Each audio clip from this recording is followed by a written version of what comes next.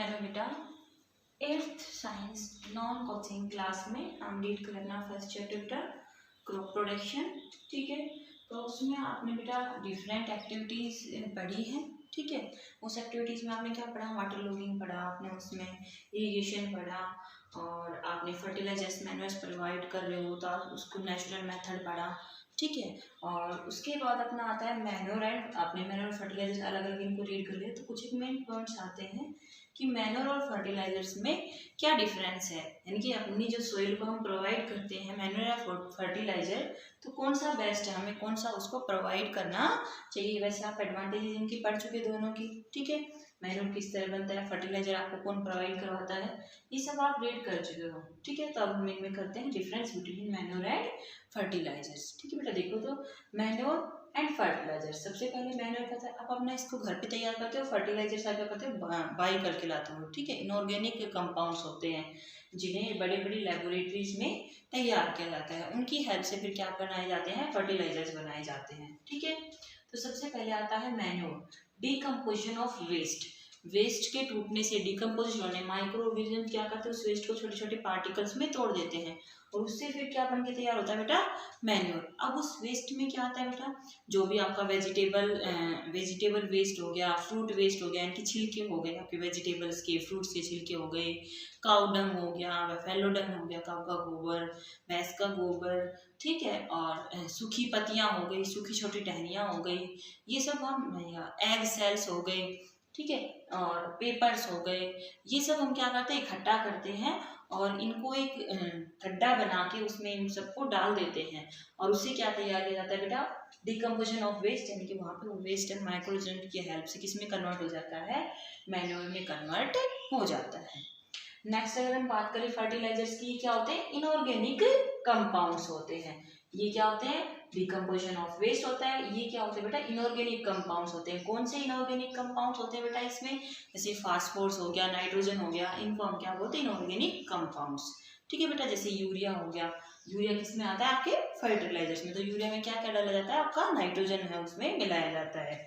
ठीक है, मैन्योर क्या करते हैं बेटा, एक्ट स्लोली, बहुत धीरे धीरे काम करते हैं। आप खाद डालते हो, सभी घर में गोबर डालते हैं और उस गोबर को फिर क्या करते हैं, जैसे ही अपना सीजन अभी खत्म हो गेहूं का, हम जो अपने सारा कचरा इकट्ठा करके रखते हैं, हम खाद बना के रखते हैं, उसको सभी को हम क्या ले जाते हैं, खेत में ले जाके डाल देते हैं। तो धीरे धीरे काम करता है, यानी कि मिट्टी में क्या करता है, न्यूट्रिएंट्स को धीरे धीरे लेके जाता है। ठीक है, जबकि फर्टिलाइजर्स क्या करते हैं बेटा, आपने यूरिया डाला तो फटाफट क्या करते हैं, वो काम कर देता है।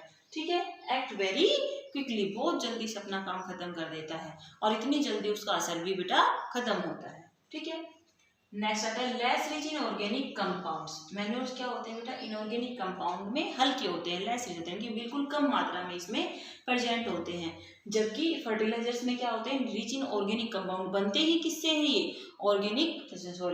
इनऑर्गेनिक कंपाउंड से बनते हैं। Inorganic rich in inorganic compounds, ये इनऑर्गेनिक कंपाउंड में बहुत हल्के होते हैं लेकिन इसमें बहुत सारी प्रेजेंस होती है, जैसे नाइट्रोजन हो गया आपका, फास्फोरस हो गया, पोटेशियम हो गया, ये सब इसमें अच्छी मात्रा में मिलते हैं फर्टिलाइजर्स में, तभी क्या करते हैं, बहुत जल्दी से रिएक्ट भी कर लेते हैं। ठीक है, नेक्स्ट आते हैं मैन्योर क्या करते हैं, प्रोवाइड ह्यूमस, ह्यूमस यानी खाद देते हैं मिट्टी को, ताकि वो लंबे समय तक क्या है, सोइल में न्यूट्रिएंट्स की प्रेजेंस है वो बनी रहे। जबकि इसमें ऐसा कुछ भी नहीं है, ये ह्यूमस प्रोवाइड नहीं करते, मिट्टी में खाद को प्रोवाइड नहीं करते। सीधा आपने देखा है यूरिया सभी ने लगभग, आपने यूरिया डाला तो क्या वहाँ पे कोई खाद बनता है, नहीं, वो सीधा सोइल से किस में चले जाते हैं, प्लांट में चले जाते हैं, किसी भी तरह का ह्यूमस वहाँ पे नहीं बनाते। ह्यूमस होगा तो क्या होगा, पानी को अच्छे से सोखेगी मिट्टी और वहाँ पे नमी बनी रहेगी, और दूसरा क्या है, एरेशन क्वालिटी भी वहाँ पे बनी रहेगी। एरेशन क्वालिटी यानी कि एयर की क्वालिटी वहाँ पे बनी रहेगी, अच्छे से एयर है वो वहाँ पे अंदर बाहर आ जा सकती है मिट्टी में। ठीक है,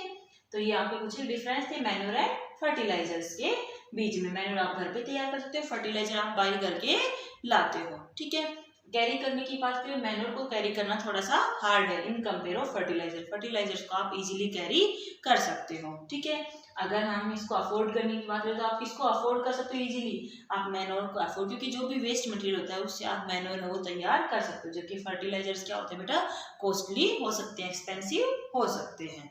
ठीक है बेटा, तो ये कुछ एक आपके डिफरेंस थे मैन्योर एंड फर्टिलाइजर्स के बीच में। ठीक है, तो ये सब आ गया आपका application of fertilisers and manures में। नेक्स्ट टॉपिक आता है बेटा आपका इसमें वीडिंग, ठीक है। वीडिंग खरपतवार एक तरह से जो एक्स्ट्रा बीज, जो अनवांटेड वीड्स होते हैं या पेट्स होते हैं जो आपकी फसल के साथ, जो आप क्रॉप ले रहे हो उसके साथ साथ जो ग्रो कर जाते हैं उनको हम क्या बोलते हैं, वीड्स बोलते हैं, ठीक है। अनवांटेड अनकल्टिवेटेड प्लांट्स जिनको आपने पाला, जिनको आपने बोया नहीं था, ग्रो नहीं कर रहे, जिनको अपने आप उस फसल के साथ वो आ जाते हैं।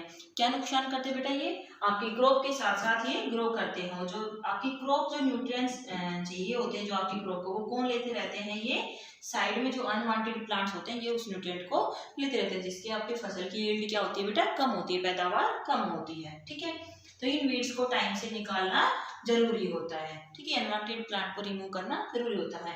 जैसे आपने सुना है ना बथुआ, तो किस में आता है बेटा, वीड्स में आता है। दूसरा आता है पैराथीनियम है, अमरंथस है। पैराथीनियम क्या होता है बेटा, कांग्रेसी घास, आपने देखा ना व्हाइट व्हाइट छोटे छोटे फ्लावर्स की होती है, हर जगह फैली होती है। ये क्या होता है बेटा, बहुत ही खतरनाक है, यानी कि न्यूट्रिएंट्स तो लेती है, उसके साथ साथ एलर्जिक प्रॉब्लम भी क्रिएट करती है, यानी कि ऑक्सीजन की कमी को ये ऑक्सीजन से यानी कि हमारी जो एयर जब हम लेके जाते हैं तो उसके साथ साथ क्या बना देती है, एलर्जी बना देती है, ठीक है, जिससे सांस लेने में दिक्कत आ सकती है। दूसरा है अमरंथस यानी कि चोलावा। चोलावा देखा है आपने बेटा, जो रोड साइड पे ये भी ऐसे होता है, जैसे पत्थर होता है ऐसे चोलावा होता है, जिसको चोलावा बोलते हैं। अमरंथस ये भी क्या है बेटा, आपकी अनवांटेड प्लांट्स है जो आपकी फसल के साथ आते हैं और इनका रिमूव करना आपके लिए क्या है, जरूरी है, ठीक है बेटा। तो ये सब दोनों टॉपिक आपने मैन्योर एंड फर्टिलाइजर्स, वीडिंग में आपने क्या करना, अनवांटेड और जो अनवांटेड प्लांट्स होते हैं जो आपकी फसल के साथ साथ आ जाते हैं उनको निकालना है, ठीक है। नेक्स्ट आता है बेटा आपका क्रॉप रोटेशन। क्रॉप रोटेशन आपको पता है बेटा, क्रॉप रोटेशन की कितनी अपने लिए क्या है, इंपॉर्टेंट है, क्योंकि क्रॉप रोटेशन में क्या करते हो बेटा, आप दो क्रॉप्स को आप सिमिलरली टर्न बाय टर्न क्या करते रहते हो, ग्रो करते रहते हो। जैसे आप क्रॉप रोटेशन की बात कर रहे हैं तो अभी हमने किस चीज़ की फसल ली है बेटा, गेहूं की फसल ली है, ठीक है। और गेहूं की फसल के बाद आप किस चीज़ की फसल लेते हो, बाजरे की लेते हो या फिर ग्वार की लेते हो या कपास की लेते हो, तो इसको आप क्या बोलोगे, क्रॉप रोटेशन, यानी कि आप फसलें भी लेते रहते हो और रोटेशन भी चलता रहता है, ठीक है बेटा।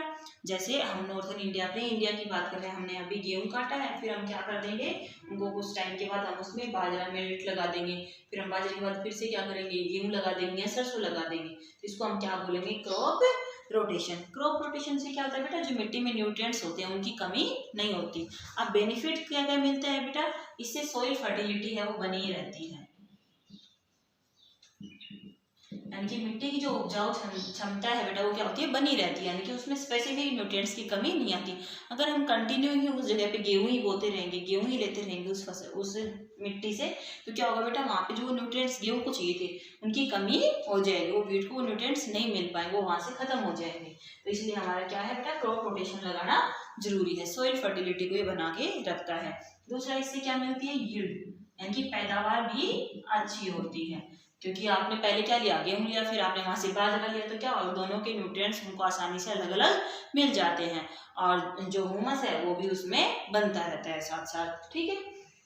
नेक्स्ट क्या करते हैं बेटा, जो क्रॉप होती है उसको डिजीज से बचाते हैं, पेट्स से बचाते हैं। किस तरह डिजीज से बचाते हैं बेटा, अगर आप कंटिन्यू सरसों ही लेके चल रहे हो तो उसमें जो फैट्स है, जो खरपतवार आता है वो कंटिन्यू उसमें आता रहेगा और वो उसको बढ़ावा मिलता रहेगा, जो न्यूट्रिएंट्स मेन प्लांट जो न्यूट्रिएंट्स ले रहा था उसके साथ साथ जो अनवांटेड प्लांट है, जो वीड है, वो भी वही चीजें लेता रहेगा और उसको वहीं पे आदत बन जाएगी उसी के साथ ग्रो करने की। लेकिन अगर हम क्या कर देंगे, चेंज कर देंगे इसको यहाँ से, तो क्या नहीं कर पाएगा बेटा, ये यहाँ पे ग्रोथ नहीं कर पाएगा, इसको न्यूट्रिएंट्स नहीं मिलेगा, ठीक है। तो इस तरह से बेटा आपको क्रॉप रोटेशन के हिसाब से क्या करनी चाहिए, फसलें को बदल बदल कर लगानी चाहिए, ठीक है बेटा।